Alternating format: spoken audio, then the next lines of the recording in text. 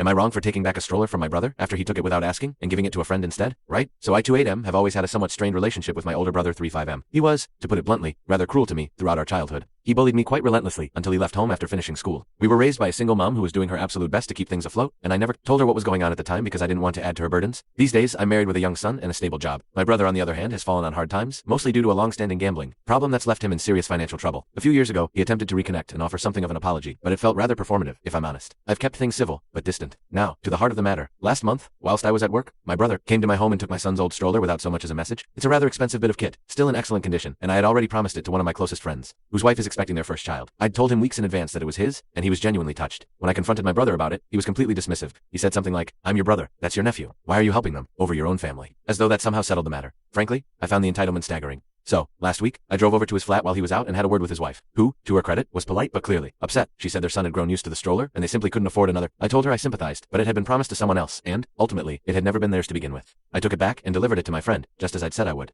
Later that day, my brother rang me in a fury, accusing me of being heartless and disloyal, and said I'd stolen from a baby and was a disgrace to the family. I've since blocked him. My wife fully supports my decision. My mom hasn't said anything either way. A couple of mutual acquaintances, however, reckon I was too harsh, and that since I can afford to be generous, I should have just let them keep it. So, am I wrong for taking the prom back and giving it to the person I'd promised it to, instead of letting my brother keep it after he took it without asking?